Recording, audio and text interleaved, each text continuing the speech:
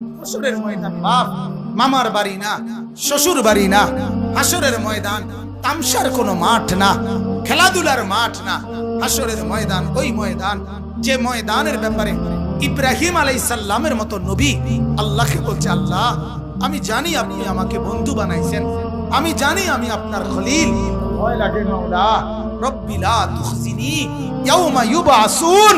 আল্লাহ হাসরের ময়দানে আমি ইব্রাহিমকে আপনি বেইজ্জতি করিয়েন না, আমার ভয় লাগে। ইব্রাহিমের মতো নবী এই দোয়া করছে কোরআনের আয়াতে।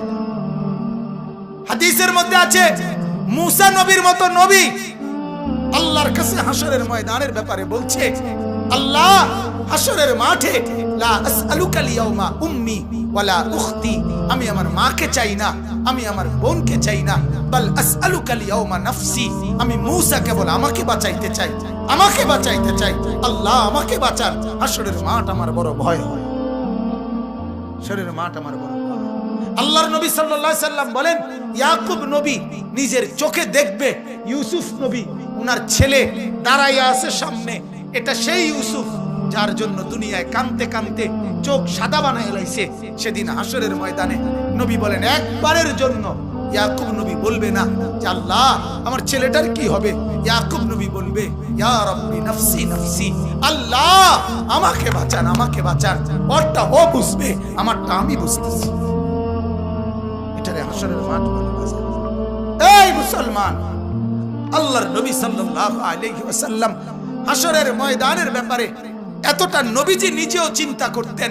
আপনারা সবাই শুনছেন, জানেন, 5 ওয়াক্ত নামাজের পরে উলামায়ে কেরাম থেকে জিজ্ঞেস করে দেখেন, 5 ওয়াক্ত নামাজের পরে নবীজি নিজে যার হাসরের আখিরাতের মর্যাদার কোনো সীমা পরিসীমা নাই, সেই নবী 5 ওয়াক্ত নামাজের পরে যে কতগুলো দোয়া করতেন, এর মধ্যে একটা দোয়া, নবীজির একটা দোয়া ছিল এটা, আল্লাহুম্মা হাসিবিনি হিসাবান ইয়াসীরা।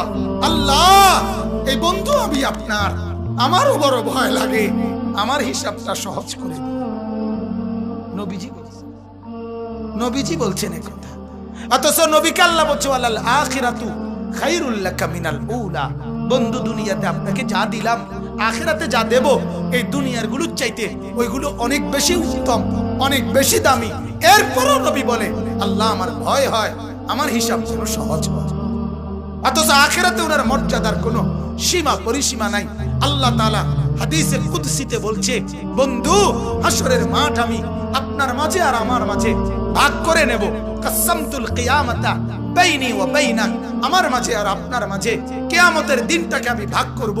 আনা মালিকু ইয়াউমিদ্দিন আনতা সাহিবু ইয়াউমিদ্দিন, আমি হব কিয়ামতের দিনের মালিক, আপনি হবেন কিয়ামতের দিনের বাদশা।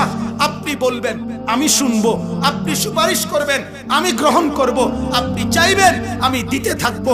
আপনার হাতে আমার ইজ্জতের পতাকা দেব, আপনার জন্য আমার আরশের নিচে মাকামে মাহমুদের আলাদা জায়গা দেব, আপনার জন্য জান্নাতের দরজা প্রথম খোলার উদ্বোধনের অধিকার আপনাকে দেব। এত মর্যাদার পরেও নবী বলতেন, আল্লাহ তবুও ভয় হয় হিসাবটা সহজ করে। আপনি কেডা, আমি কে? বলেন এই মুসলমান, বলেন বলেন। সেজদা নাই ঘরের মধ্যে, কত 1 বছর 2 বছর আপনার উপযুক্ত ছেলেটা কোনোদিন ফজরের নামাজ পড়ে না, মেয়েটা ফজরের নামাজ পড়ে না, বিবি পর্দা করে না, মেয়ে পর্দা করে না। ঘরের মধ্যে আজ 20 বছর টানা রঙিন টেলিভিশন চলে, নর্তকী নাচে গায় ফুর্তি করে, গানের আওয়াজে বাদ্যে পুরা ঘর জমজমাট। এত নাফরমানির অবস্থায় এই হালাত নিয়ে কবরে গিয়া সুপারিশ কেমনে মিলবে দোস্ত?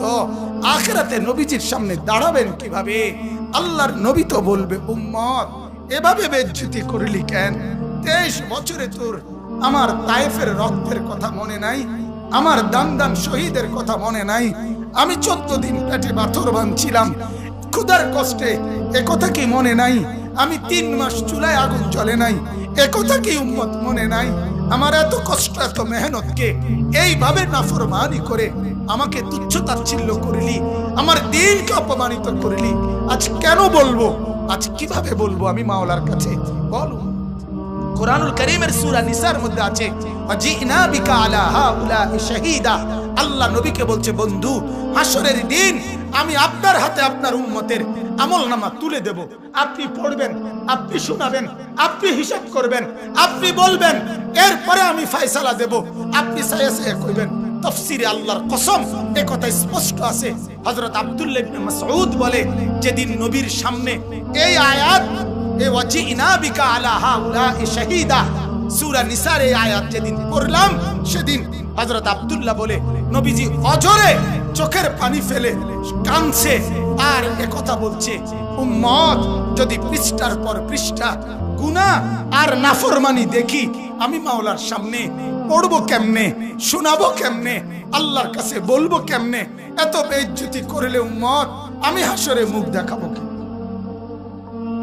আল্লাহ আমাদেরকে বুঝার তৌফিক দান করুন।